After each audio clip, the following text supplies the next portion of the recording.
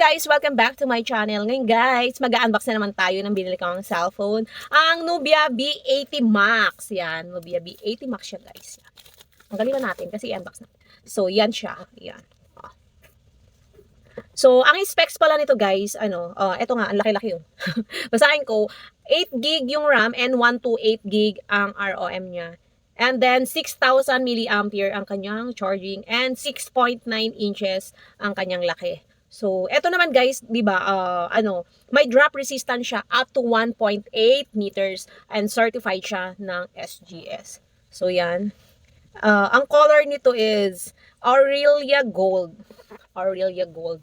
Ang ano pala nito guys, ano ko na rin. Ang camera nito, ang rear camera is 50 megapixel. Maganda na siyang tawag dito, pang picture. And then, ang front camera niya is 16 megapixel. So, 'yan. So, 'yan lang. Yan. So, buksan na natin. Kasi marami akong Nubiang na-unbox. Talaga. Ang price pala nito, guys, baka makalimutan ko. 6,599 ang price nito. So, very affordable naman siya sa gustong, medyo mataas na rin ang specs nito kasi 8 gig na yung RAM and 128 gig ang kanyang ROM. So, yan. Ito ang kanyang, pinaka-cellphone niya, guys. Aurelia Gold. Yan, ganyan siya, yung physical, niya. So, tanggalin na natin itong plastic kasi naka-off to eh.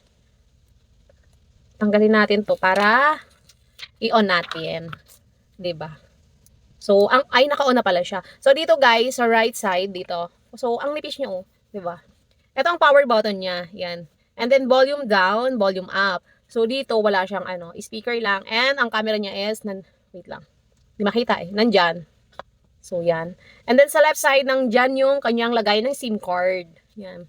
And then, dito sa baba, syempre, yung charging. Type-C na siya, guys. Type-C and then, may speaker din. Ito, yung lagay ng, naka-jack pa rin yung headphone niya. Pwede rin naman. So, yan, guys, ang pinaka-home screen niya. Tapos yung camera niya, sa likod. Parang talaga, ang ganda niya talagang tingnan, Ito ang kanyang Aurelia Gold. Diba? Yan, tingnan nyo. So, 6,599 lang to guys. So, check natin yung specs niya kasi nandito na rin naman tayo. Yan. Yan ang pinaka-home screen niya guys. Yan. Wait lang. So, yan. Yung mga built-in apps niya. So, may WPS, may TikTok, YouTube, yan. So, lalagyan nyo na lang. May Facebook din. So, nandiyan na guys. May mga built-in na siya. And then, check natin yung kanyang settings para makita natin if tama nga yung kanyang specs. So, dito tayo sa About Phone. So, sa About Phone guys, sa settings and then About Phone. Nandiyan yung pinaka mga specs niya. Yan, makikita nyo dyan. Lahat. Yan. Diba? So, basahin ko na. Eto guys, yung RAM capacity. Yan. Makikita nyo dyan. So, 8 gig nga and 128. Ang model niya is Z2577. So, ang CPU niya is octa-core max na 1.8 GHz. Screen niya is 1640 by 720 and battery is 6,000 nga. Nabanggit ko na kanina. So, yun lang. So, dito na sa may mga dapat kang baguhin dyan. I-check nyo na lang dyan guys. Kung explore nyo. Kasi may mga, syempre, password, ganyan. So, isi-settings nyo din kasi yung time. Kasi naka-factor pa siya.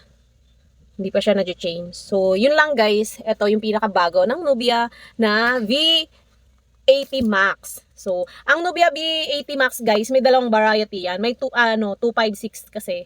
Na parang 16 gig ata yun. 16 gig and then 256. Ang price naman nun guys is nasa 7,999 ata yun. I'm not sure kasi ito lang kasi yung binili ko. Na medyo budget friendly. So, depende sa atin yun. Kung may budget tayo para doon. So, yung kasama nito sa box guys, yan. Check. Ay, wait lang. Ba't ayaw? So, medyo siya. Yan.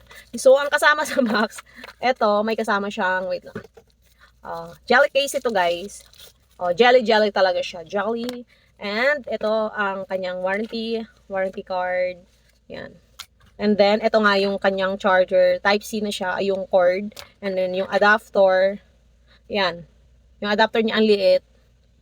And then syempre yung injection pin. Ito yung injection pin niya nakalagay dito. So baka akala nyo walang kasamang injection pin, mayroon po siyang kasama. So yun lang guys. Pinakita ko lang yung bago kong biling cellphone. Ang Nubia B80 Max kasi marami na-unbox ako before na B70 Max and B70 design. So ito, bagong labas nila and very affordable talaga ang Nubia na cellphone, guys. So mga naghahanap dyan, so you can try this. Actually, durable naman siya. Tsaka may service center din. So yun lang, guys. Thank you for watching. Thank you for tuning in.